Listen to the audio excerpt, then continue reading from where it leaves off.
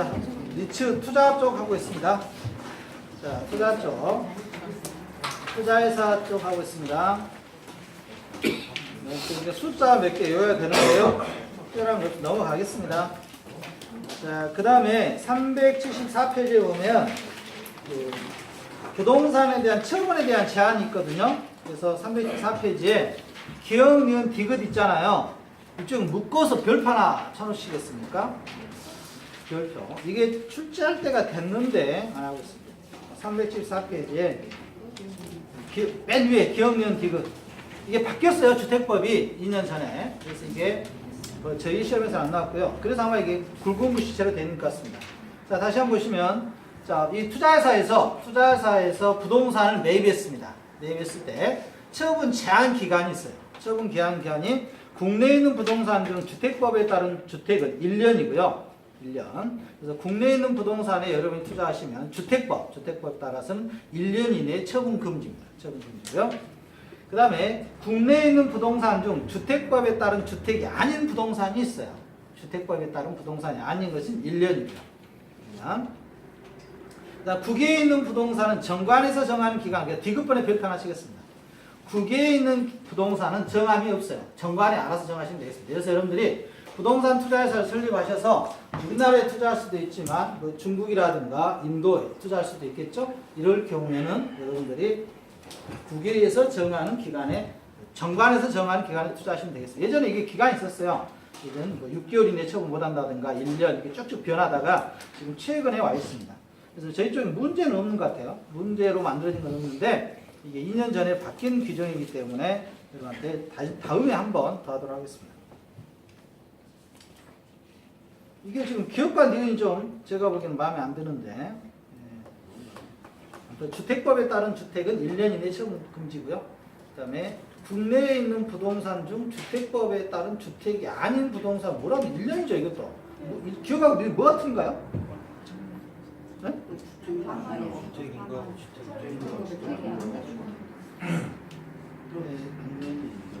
그래서 이게 기업권에는 국내에 있는 부동산 중 주택법에 따른 주택은 1년 이상일 거예요. 1년 이상. 1년 이상이고 그 다음에 국내에 있는 부동산 중 주택법이 아닌 부동산은 1년 이내 처분 금지. 이렇게 돼야 돼. 뭐 어떻게 다르다고요? 글씨가 좀 두껍거나. 아, 그렇습니다.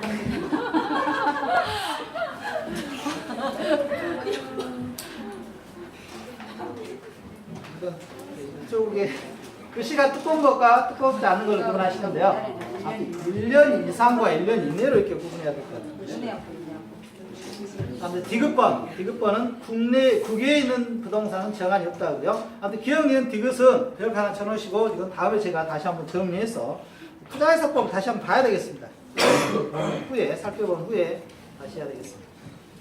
자, 그 다음에 자산의 구성이 있고요. 자산의 구성, 배당이 있습니다. 배당 밑줄 하나만 치겠습니다. 부동산 투자회사는 상법의 규정에 따른 해당 연도에 이익 배당 한도의 100분의 90 이상을 주주에게 배당해야 한다. 밑줄 치겠습니다. 그래서 100분의 90 이상을 주주에게 배당함으로써 세제 혜택이 있습니다. 세제 혜택이 있고요.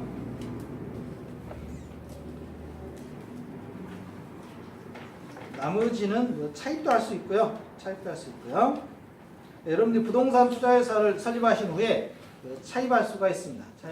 자기 자본의 이 2배까지 차입할 수도 있고요. 그다음 자산 보관 위탁 있고 정보 공시도 있고. 그냥 넘겨보겠습니다. 이런 것까지 알 필요 없습니다. 감독 조사가 있고 합병 해산이 있고요. 그 다음에 다음 페이지 보면 프로젝트 파이낸싱 별표 하나 치겠습니다. 한 문제 주어졌네요. 프로젝트 파이낸싱 기법 의 보시면 프로젝트 파이낸싱은 밑줄 치시고 사업자의 신용이나 부동산을 담보로 대출하는 것이 아니라 끊고 그래서 신용이나 부동산 담보가 중요한 게 아닙니다. 미래 사업의 수익성의 밑줄 별표 하나 치겠습니다. 수익성 또는 미래 현금 흐름을 기초로 자금을 조달하는 방식이다. 밑줄 하나 치죠. 미래 현금 흐름이라는 것은 여러분 부동산 투자하시게 되면 한꺼번에 돈 갖다 주지 않죠? 뭐라고 하냐? 처음에 초기, 그 다음에 중도금, 그 다음에 잔금 이렇게 하잖아요. 이게 현금 흐름이다 보시면 되겠습니다. 미래 현금 흐름. 1번에 프로젝트 금융은 프로젝트 자체로부터 발생하는 현금 흐름을 근거로 필요 자금을 조달하고요. 쭉 있는데요. 3번에 보니까 프로젝트 금융은 통상적으로 대규모 자금이 소요되고 공사 기간이 장기인 사업에 적합한 자금 서달이다 이렇게 됐대요.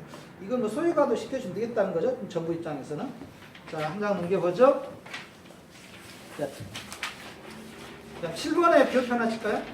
일반 기업 대출의 자금은 차입자가 관리하고 부동산 프로젝트 자금의 위탁 계좌에 의해 관리한다. 부동산 프로젝트 금융의 자금은 위탁 계좌에 의해 관리된다. 밑줄 하나 치시고 에스크로 계정이라고 하나 적어놓으시기 바랍니다. 에스크로 계정입니다. 에스크로 계정. 에스크로 계정은 지금 여러분들이 활용을 하고 계세요.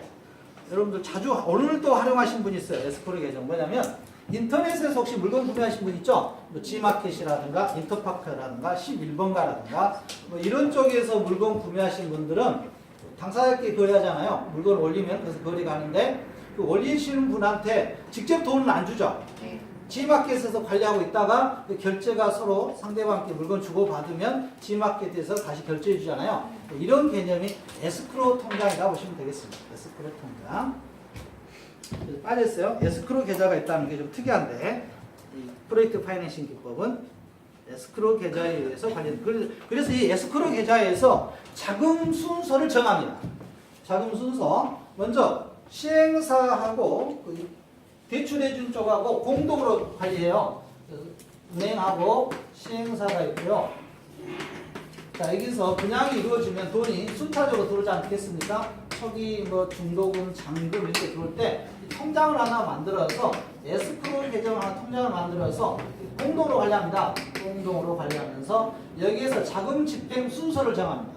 먼저 자금은 세금부터 내야 되겠죠? 세금 납부하고 그 다음에 공사비 줘야 될 거 아니에요? 공사비를 준다든가 그 다음에 공사비에서 그래도 남으면 여기서 이자를 가져간다든가 대출을 가져가죠. 그래도 남으면 얘한테 배당을 줘야 되겠죠? 뭐 이런 형태의 자금 순서를 정합니다. 자금 집행 순서. 자금 집행 순서를 정하는 게 에스크로 계정이다 보시면 되겠습니다. 공동으로 관리하는데 주로 이제 은행 쪽에서 자금을 투자한 쪽에서 관리를 하죠. 투자. 이게 믿을 수 없잖아요. 얘들 사기꾼이라고 했잖아요. 얘들이 투자를 또 자금 받아 안 줘버리면 어떡해. 그래서 이렇게 운영하는 게 에스크로 계정이다 보시면 되겠습니다. 그죠?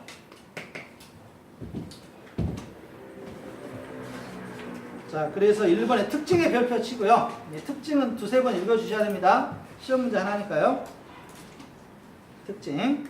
프로젝트 금융은 비소구 또는 제한적 소구 금융 방식이다. 이쪽 비소구에 밑줄 치시고요. 비소구 밑줄 치시고 그 위에다가 큼지막하게 부외 금융이라 하나 적어주시겠습니까? 부외 금융. 작년에 비소구 금융이었으니까 어린이 이게 나올 수 있겠습니다. 그런데 저희 개론에서는 주로 비소구, 소구 금융 이런 식으로 많이 나오더라고요. 시험 문제 답은 둘 중에 하나가 있습니다.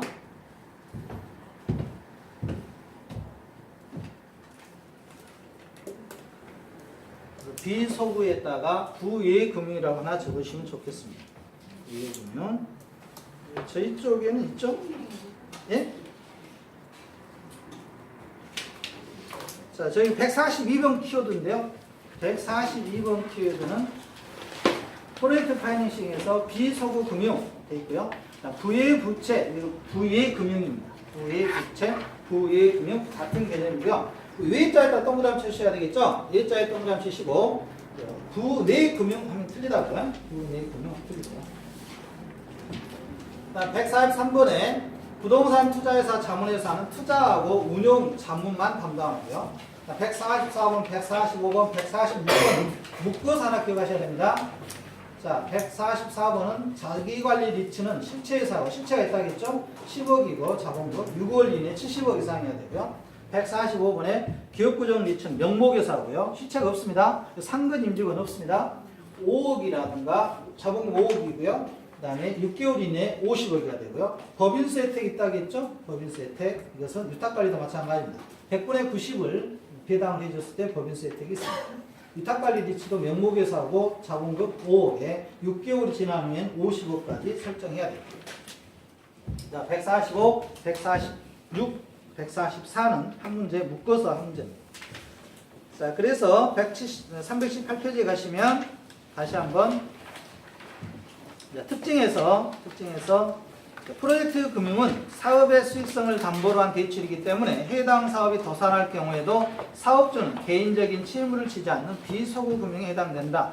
3번 프로젝트 금융은 해당 사업에서 발생하는 현금 흐름이나 자산의 범위 내에서는 채권 청구가 가능하므로 제한적 소구 금융이라 할 수 있다 되고요.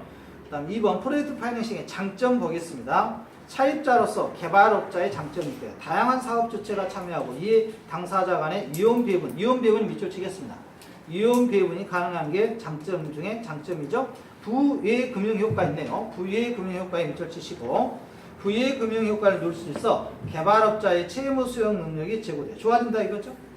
대출자로서 금융기관의 장점은 기업 금융에 비해 일반적으로 금리 수수료 등이 높고요. 상대적으로 높다는 겁니다. 상대적으로. 개발 사업에 성공할 경우 금융기관은 높은 수익을 올 수가 있고요. 개발 사업의 사업성 검토에만 집중하면 되기 때문에 정보의 비대칭성 문제가 감소하고요. 개발 사업주와 개발 사업의 현금 흐름을 분리시킬 수 있어 개발 사업주의 파산이 개발 사업에 영향을 미치지 못하게 할 수도 있습니다. 이 당사자들은 개발 사업에 수반되는 각종 위험을 극복하기 위해 다양한 보증을 제공하게 되며 이를 통해 동일한 조건의 다른 개발 사업에 비해 해당 개발 사업의 위험이 감소될 수 있다 이렇게고요. 그 다음에 이제 이와 관련돼서 이제 망했던 회사들이 있습니다. 야, 여기 갑자기 뛰어들어가고 그러니까 알고 뛰어들어야지 모르고 뛰어든 게 그렇죠? 자, 여기 뛰어들어가지고 망했습니다. 한 300개 회사가 망했습니다. 우리나라. 지금도 한 600개, 700개 정리하겠다는 거잖아요. 지난번에. 이게 이제 시공사가 있는데 300개 이상 망한 회사가 누구냐? 저축은행입니다. 저축은행. 이 저축은행이 자, 이 시행사가 1금융권을 찾아가니까 까다로운 거예요. 얘들은 뭐 이거 사기꾼인지 아는데 뭐. 사기꾼인지 아니니까 자, 너 물어보는 거죠. 자, 순천만 정원한다는데 너희들 부지 확보했어? 부지 확보했니? 그 다음 인허가 받았니? 그 다음 주민들하고 분쟁 없겠니? 분쟁 대마잖아요? 분쟁. 그래서 이런 거 다 해결했어? 물어보는 거죠. 이 금융권에서. 그러니까 시행사가 아니 나 부지 확보 좀 덜 했는데? 부지 확보? 인허가 지금 해준대. 누가? 담당자가 아주 친하거든? 해준대요. 아니, 못한 거죠? 대출 못 이기겠다 한 거예요. 못 이기겠다 했습니다. 못 이기겠다 하니까, 그 대신에 딱, 가! 그러면 좋은데, 단서조합을 드는 거죠. 야, 너희들이 이런 거 해오면, 이런 소리 다 해오잖아? 그럼 우리가 대출해줄게 한 거예요. 대출해줄게. 그러니까 이 시행사 입장에서는 이 부작권에 돈 있어야 되잖아요, 당장. 이런 거 하려면 또 돈도 있어야 되잖아요. 또 분쟁 주민들하고 만나서 회의하고 돈도 있어야 되잖아요. 돈이 필요하니까 이 말 들은 거예요. 해준대요. 1금융권 이런 조건 다 해결하면. 그래서 누굴 찾아가냐면 저축은행을 찾아갑니다. 똑같은 계획서를 가지고 똑같은 계획서 들고 일단 단서조항 붙여놨죠. 이게 B은행 갔는데 이 B은행이 이런 거 해주면 우리가 대출해준대. 대출해주면 받아서 너희들한테 갚을 테니까 저축은행 너희가 갚을 테니까 우리한테 잠깐 돈 좀 빌려주세요 이렇게 한 거예요. 이게 브릿지 론입니다. 다리의 팔이라는 뜻이잖아요. 브릿지 론. 이래서 이제 저축은행들이 07년, 08년 막 이렇게 뛰어들기 시작합니다. 06년, 05년부터. 아시다시피 전번에 엔화대출 제가 한번 말씀드렸잖아요. 네. 이게 02년도 상황이에요. 이제 00년도가 01년도에 나왔잖아요. 투자세법이. 나오니까 이게 버블 세븐 지역을 중심으로 이렇게 급등하기 시작하고 개발만 돈이 되니까 저축은행 입장에서 혹한 겁니다. 투자처도 마땅치 않았고. 그래서 자, 우리가 한번 대출해줄게 했는데 대출해줬습니다. 실제로 해줬습니다. 해줘가지고 재미를 봤어요. 부동산 가격이 오르니까 얘들 입장에서 얘보다 금리가 고금리거든요. 비싸니까 시행사 입장에서도 얘들한테 빌려서 이런 거 해결하고 이런 서류를 제출하니까 돈을 가져왔어요. 그러니까 다시 갚아버려요. 이런 구조가 이루어졌습니다. 실제로 많이 이루어졌어요. 그러다 보니까 저축은행에 소문이 난 거예요. 자기들끼리. 야, 이거 좋다. 이거 좋다. 그래서 전국적으로 한 겁니다.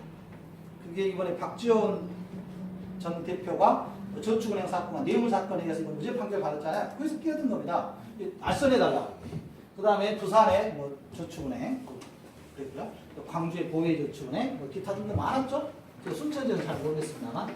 자, 이렇게 해서 이런 일들이 이루어지다가 아시다시피 08년 외환위기가 터져버리니까 분양이 안 된 거죠 또. 분양이 안 되니까 시행사가 저축은행에서 저축은행이 나빠요. 나쁜 게 아니라 시행사도 얘들하고 전제 조건이 좀 싼데 바로 갚으면 되는데 저축은행에서 더 못 갚게 해요. 조건 한 3년 거치 막 이렇게 해버려요. 그냥 이자 받으려고. 바로 갚았으면 되는데. 그래서 저축은행에서는 이제 자금을 조달해야 되잖아요. 이 자금을 조달해야 되니까 저축은행에서 그때 제가 보기엔 좀 불만인데요. 아무튼 그 당시에 후순위채를 발행하기 일어났어요. 후순위채. 자기 자본의 뭐 2배까지 가능했나요? 후순위채. 그래서 저축은행도 규모가 크잖아요. 몇천억 단위니까. 그래서 후순위채를 발행하게 합니다. 근데 후순위채에 투자하게 되면 말 그대로 순위가 뒤잖아요. 5년 동안 상환금지예요. 상환금지. 못 찾아갑니다. 5년 동안. 투자자 입장에서는. 그리고 부도가 나면 이 저축은행 부도가 아무것도 없어요. 사실상. 청산 절차에서 여기까지 올 수도 없죠. 올 수도 없고요. 그 다음 이게 이제 물론 예금자 보호법에도 안 되는 거고. 여러 가지 문제가 내포되어 있음에도 불구하고 저축은행들이 너도 나도 자본금 늘려서 후순위채를 발행합니다. 이 발행해서 누구한테 판매를 하냐면 지역에 계시는 그잖아요. 저축은행이 다 지역주의잖아요. 이 지역에 계시는 분들한테 전부 판매를 해요. 후순위채. 뭐라고 그러냐면 금리 더 줬어요. 실제로 2% 정도 더 줬습니다. 시중 금리보다 2% 3%가 높게 책정이 됐어요. 그리고 이런 내용은 설명도 안 하고 5년 투자하시면 이렇게 수익이 높습니다. 이자하십니다. 그래서 그 주위에 그 지역에 계시는 상인들 상대로 해서 어마어마하게 팔았죠. 그리고 실제로 잘 됐어요. 처음에는 설명 잘 이루어지다가 이게 한 방에 딱 가버린 거죠. 한 방에 가니까 탁 터져버리니까 이게 예금자 보호법 5천만 원까지 됐습니다. 저축은행 상품 5천까지 되잖아요. 그러니까 터져버리니까 부산에서 4만 8천 명인가요? 5만 명. 안타까운 사연도 많았잖아요. 후순위채 투자했는데 은퇴자금 다 넣으신 분, 결혼자금 넣으신 분, 기타 자기 주위 사람들 금융적이 좀 모르시니까 우리 내가 그랬는데 좋은 데 있어 하면서 넣으신 분. 그래가지고 이분들이 피해가 몇 조 됐잖아요. 그래서 그때 했던 분들이 대모해가지고 서로 가서 했는데 그 특별법으로 구제도 안 되잖아요. 그래서 그때 외환위기가 돼서 그래서 피해를 많이 봤습니다. 근데 거기만 된 게 아니라 전국적으로 그렇게 피해를 봤죠. 저축은행 특별감사 들어가서 이거 BS 건전성이 나쁜 쪽은 전부 잘랐죠. 거기 한 300개 정도 정리한 걸로 알고 있습니다. 근데 300개 정리하고 나니까 더 웃긴 게 있어요. 더 재밌는 사실이에요. 300개 정리하고 나니까 이제 나머지 저축은행이 이제 어떻게 되냐면 재산 건전성이 높아진 겁니다. 우량한 쪽만 살려놨으니까. 그러니까 얘들을 욕심을 내는 데가 나와요. 저축은행 이제 좋아졌네? 야, 얘들 봐라. 엄청 좋네? 그러면서 일본계 자금이 또 이걸 먹기 시작합니다. 그래서 여러분이 알고 있는 OK저축은행. OK 시험 키스잖아요? 그 다음에 대부업체들이 살아남은 저축은행은 전부 이렇게 독식합니다. M&A하고 증권사에서도 합니다.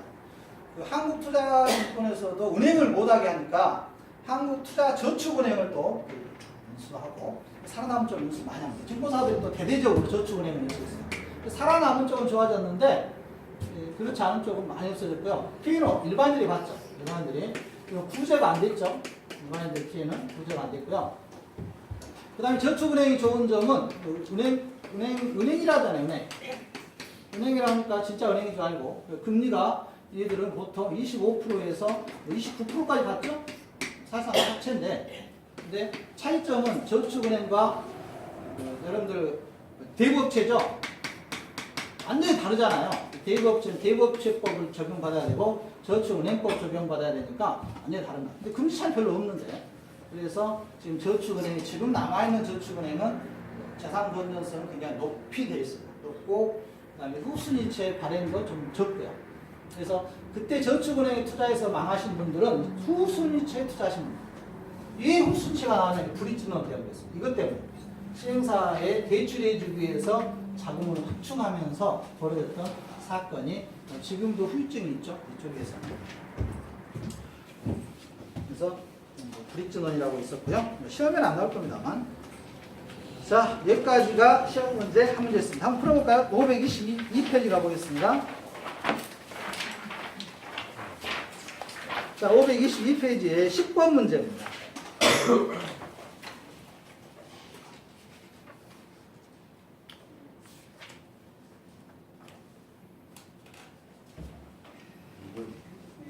몇 번이에요? 1번. 여러분 알고 무섭게 합니까? 네, 무섭게 한답니다.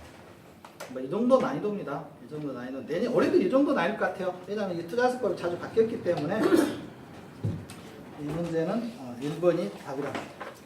그래서 이 문제는 하나 나올 거고요. 자, 넘어가겠습니다. 자, 어디로 가시냐면 381페이지에 자, 2번 문제 하나 더 풀어보겠습니다. 자, 그래서 작년에 쉬었다는 게 또 느껴지죠? 똑같은 기출문제인데 25의 기출문제와 26의 기출문제 지문 자체가 틀리죠? 2번 풀어보기 바랍니다.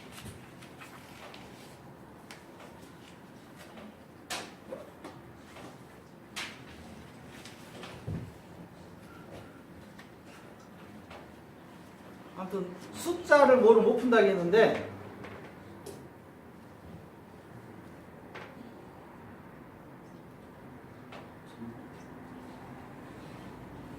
옳은 거 찾고 있습니다. 옳은 거. 몇 번이 맞습니까? 3번이 맞습니까? 2번 답 아니라겠죠? 왜요? 지문이 길다 했잖아요. 진짜 안 미치네. 지문이 다르면서 2줄인데 3줄이잖아요. 답 아닙니다. 진짜 믿어보세요. 실제입니다. 실제. 그럼 진짜 404쪽 가보시겠습니까? 404쪽에 2번 지문같이 나올 거예요. 민간 개발 방식. 올해도 한 문제 나올 텐데요. 24의 기출문제잖아요. 일단 4번이 답이다고요? 아니다고요? 아니에요. 답이. 풀어보나만 아니에요. 안 믿으실 것 같아. 아직 안 배웠잖아요. 답 아닙니다. 자, 긴 것은 답이 아니다. 어디에서요? 개론에서. 그리고 긴 거 앞에는 아니면 뒤에가 답이 있다는 겁니다. 근데 영어는 아닌데요. 너무 위에가 있어. 답이 긴 게 맨 위에 있어요? 그럼 안 읽어보셔야 돼요. 아니요, 그건 아니고 네. 긴 거 앞뒤가 답이라 했는데 요거는 앞뒤가 맨 아니고 위에가 1번이. 아, 그런가요? 그럼 정정하겠습니다. 다 풀어보시기 바랍니다. 자, 382페이지에 아무튼 긴 것은 시험장에서 여러분들 지금 그 시간 허비하려고 만든 문제니까요. 시간 복잡해요. 1분에 한 문제 푼다는 게. 긴 문제는 하시기 바랍니다. 자, 382쪽 가보겠습니다. 부동산 이용 및 개발론인데요. 이쪽은 그 통상적으로 한 4문제 나오는데요. 잘 안 나왔던 파트인데 작년에 좀 많이 나왔어요. 4문제나. 보통 3문제 나오는데. 자, 382쪽 보겠습니다. 토지 이용 활동 유의가 있고요. 토지 이용의 행위 기준이 있습니다. 토지는 취해 이용의 원칙에 의해서 하셔야 되겠죠? 취해 이용의 원칙 밑줄 치겠습니다. 취해 이용. 그래서 그 토지를 어떻게 사용하느냐, 어떻게 사용했을 때 가장 사용 가치가 높겠느냐, 이게 취해 이용의 원칙이라고 보시면 되겠습니다. 취해 이용. 취해 이용이란 동그라미 별표 칩니다. 객관적으로 보아 양식과 통상의 이용 능력을 가진 사람들에 의한 합리적이고 합법적인 최고 최선의 이용 방법을 말하고요. 취해 이용의 합리율 판단이 있고요. 법경기 측면을 살펴봐야 되겠죠? 취해 이용을 판단할 때는 법률적 측면, 그럼 기술적 측면, 경제적 측면으로 나눠봐야 되겠습니다. 자, 토지 이용의 집약도입니다. 집약도. 집약적 토지 이용을 사용해야 되겠고요. 그 다음에 토지 이용의 집약도의 조방적으로 사용하는 가장 대표적인 게 무슨 업이라겠습니까? 우리가? 목축업이라겠죠? 목축업. 조방적인 밑줄 쓰시고 목축업 하나 쓰시고요. 집약도가 가장 낮다. 집약적 토지 이용의 방가를 1번에 가장 많이 필요한 게 3차 서비스 산업이죠. 대표적인 게 금융 쪽입니다. 그래서 시내에 나가시면 가장 높은 건물에는 반드시 금융 쪽이 들어있습니다. 무형의 상품을 취급하기 때문에 돈을 많이 버는 거죠. 유형의 상품이 아니라. 도시 토지와 농촌 토지에 보시면 집가, 자본의 이용이 높다. 집가는 토지 이용이 낮으면 집약도가 높아지겠고요. 집약적 토지 이용 공간적 개념 이런 게 있는데요. 한번 특별한 건 없으니까 넘어가겠습니다. 집약관계, 자방관계, 입지잉여라는 게 있고요.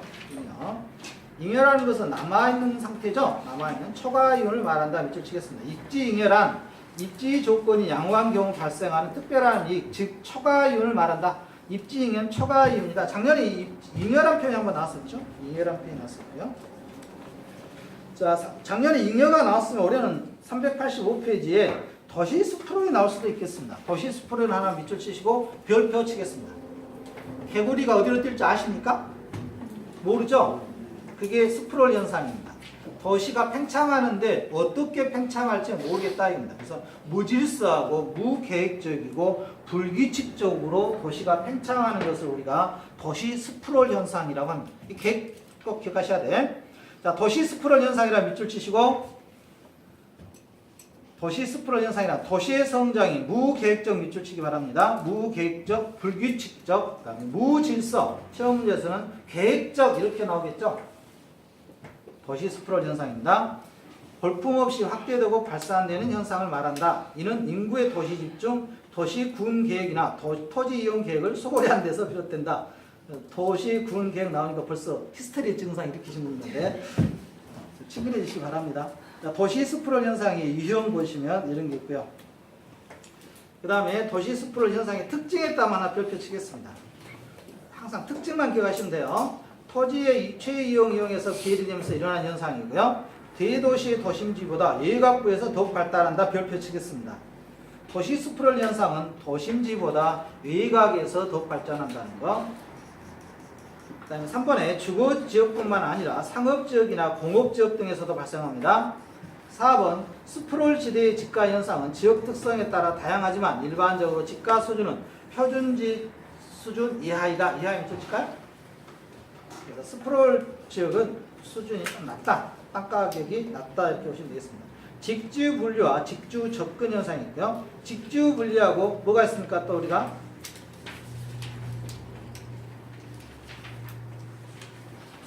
직주 분리 현상과 같이 구분하는 게 뭐가 있었죠? 직주가 있고 또 하나 있죠? 직주하고 네? 주거 분리가 있었잖아요. 주거 분리. 두 개 좀 구분하시기 바랍니다. 직장하고 주거가 분리되는 현상이고요. 주거 분리는 뭡니까? 고소득층과 저소득층의 고가주택과 저가주택을 구분하는 거죠. 그 나눠서 발전하는 것을 주거 분리와 직주 분리 구분하시기 바랍니다. 이 내용만 하시면 될 거예요. 직주 분리. 도심에 직장을 둔 근로자가 주거지를 외곽으로 이동시킴으로써 직장과 주거지가 분리되는 현상을 직주 분리라고 합니다. 직주 분리. 자, 원인 보시겠습니다. 교통의 발달, 도심의 집가 상승, 도심의 환경 악화, 도심 토지 이용 규제 심화, 도심의 재개발 등이 있고요. 결과 보시면 도심 공동화 현상. 밑줄 칠까요? 도심 공동화 현상. 지금 대표적으로 이 중앙로가 공동화 현상입니까? 중앙로. 예전에 잘 나가던 동네가 떨어져 버려요. 외곽은 침상도시, 잠만 자고 오는 거죠. 외곽의 집가 상승, 도심 고동비율이, 고동비율이 뭡니까? 잘 모르겠네. 도심 고동비율. 생소하네요. 자, 직주 접근 보시겠습니다. 직장 가까이 다시 주거지를 두려는 현상을 직주 접근이라며 회귀 현상이라고 하고요. 원인, 교통체증의 심화, 도심의 집가 하락, 도심의 환경 개선, 도심 토지 이용 규제 완화 등이 직주 접근. 그래서 다시 개발한다는 거죠. 지금 이쪽에도. 여기 있네. 도심 고동이 있네요. 도심 고동. 출근이나 퇴근 시간에 통근하거나 통학하려는 자들의 이동성을 도심 고동이라고 한대요. 출퇴근 시간에 나타나는 현상을 도심 고동이라고 한가 봐요. 직주 분리로 인하여 이러한 도심 고동의 비율이 증가하므로 출근이나 퇴근 시간에 교통 혼잡이 발생한다. 이 도심 고동 이런 내용은 일본식 표현이죠. 시험에 안 나옵니다. 도심 회춘화 현상이 있고요. 침입적 토지 이용이 있습니다. 시험에 나올 만한 건 없네요. 자, 넘겨보겠습니다. 388쪽에. 자, 부동산 개발 쪽은, 자, 시험 문제가 한 문제는 잘 나오는데요. 자, 그 옆에 보시면, 부동산 개발의 과정이 있죠? 이 과정이 시험 문제에서, 박스 있죠? 박스. 나열 순서가 한 문제씩 나오는데요. 나열 순서 나올 만한 것 중에 예비 후보입니다. 먼저 구상을 하셔야 되겠죠. 아이디어 단계, 그다음 예비적 타당성 단계, 그다음 부지 모색 및 확보 단계, 그다음에 실행 가능성을 하는 타당성 분석 단계, 금융 단계, 건설 단계, 마케팅 단계 이런 순서 한번 정리하시기 바랍니다.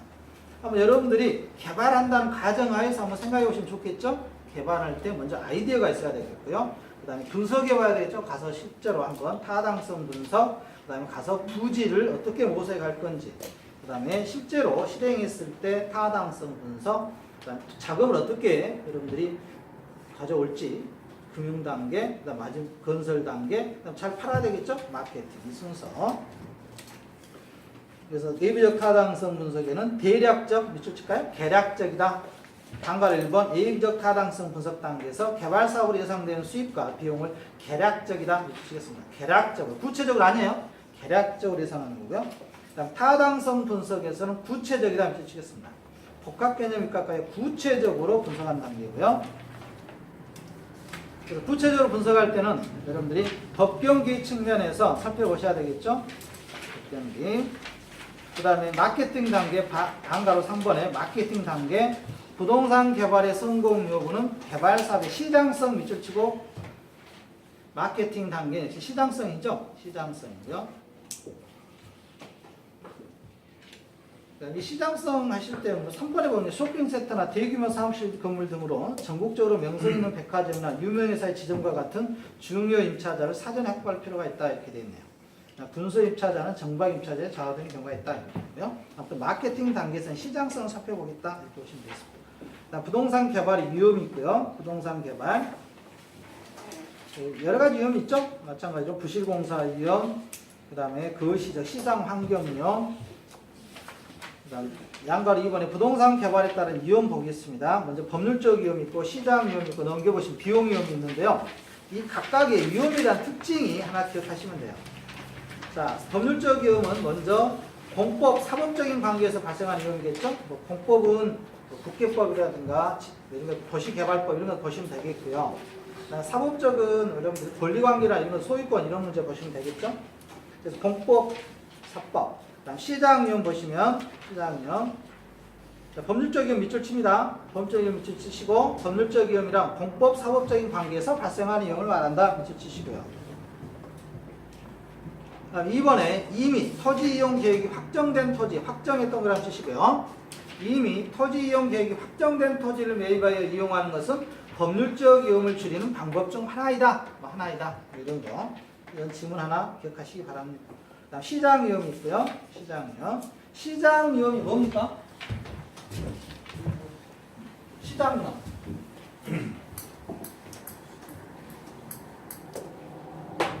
자, 시장 위험이 있고 그다음에 신용 위험이 있다겠죠? 차이가 뭡니까? 시장 위험이 뭡니까? 시장 위험. 오늘 아랫장 맞습니까? 아랫장이라. 아랫장이 하면 무슨 위험이 있다고요? 시장 위험이 있어요. 시장. 아랫장에는 시장 위험이 있습니다. 자, 아랫장에서 물건 사셨습니다. 10,000원 주고 샀는데 가격이 나올 때 보니까 떨어졌어요. 5,000원. 이게 시장 위험입니다. 시장 위험. 시장 위험 다른 말로 여러분들은 가격 하락 위험이라고 기억하시면 좋겠어요. 물론 가격 상승 위험도 있습니다. 채권에 따라서는 가격 상승 위험이 있는데 왜 일반적으로는 시장 위험은 가격 하락 위험입니다. 예를 들어서 방금 말한 것처럼 주식에 투자했는데 10,000원 주고 샀는데 시장에서 5,000원 됐다든가 이런 경우가 가격 하락 위험. 그 다음 신용 위험은 채권에서 발생하는데 상대방 돈 안 갚는 거죠. 채권에서 발생한 채무 불이행 위험이다 보시면 되겠어요. 채무 불이행 위험이다. 채무 불이행. 근데 시장 위험은 여러분이 피할 수 있습니까? 없습니까? 피할 수 없어요. 그래서 무슨 위험? 체계적 위험이라고 했고요. 체계적 위험이다. 그 다음 신용 위험은 뭐라고요? 피할 수가 있다고 해서 비체계적 위험이라고 하고 있습니다. 아무튼 시험 한 문제 나옵니다. 비체계적 위험인데 이 체계적 위험은 피할 수 있다. 피할 수가 없다죠. 피할 수 없다가 맞는 표현 되겠고요. 비체계적 위험은 피할 수가 있다. 피할 수 있다. 피할 수 있는 방법이 포트폴리오를 통해서 포트폴리오. 이 포트폴리오가 다른 말로 분산 투자입니다. 그래서 분산을 배운 거죠. 공분산. 올해는 안 나올 것 같아요. 작년 나왔으니까. 다행이죠. 여러분 입장에서는. 근데 이건 나옵니다. 올해. 체계적 위험과 비체계에서 피할 수 없다. 있다를 바꿔놓을 거예요. 여러분 시험에서. 포트폴리오를 통해서 비체계적 위험을 피할 수가 있는데 그래서 신용 위험을 어떻게 피하느냐?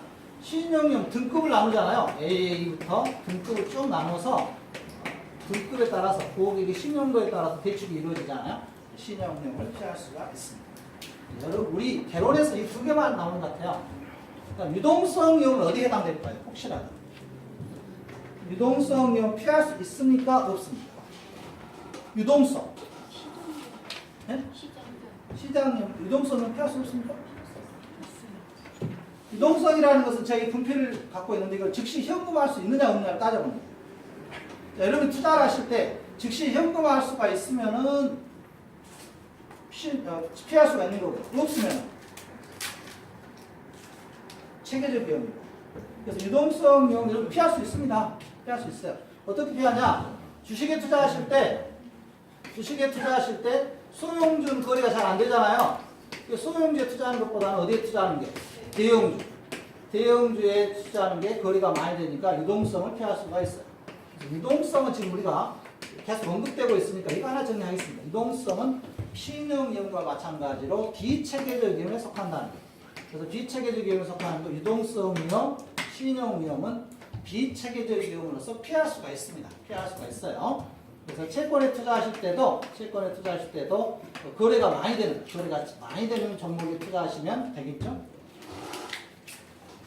이 두 가지는 지금 계속해서 나오고 있으니까요. 지금까지는 이것만 나오고 있는데요. 다음에 시험 문제. 이게 좀 어렵습니다. 체계적 위험과 비체계적 위험을 구분하는 거. 이걸 극복하셔야 7점은 나온다겠죠? 자, 여기까지 해서 자 보시겠습니다. 시장 위험에다가는 저희들이 체계적 위험이라고 하나 적어 놓으시면 좋겠습니다. 시장 위험은 체계적 위험이라 적으시고요. 써보세요. 이번 1년 과정 이것만 하셔도 대박입니다.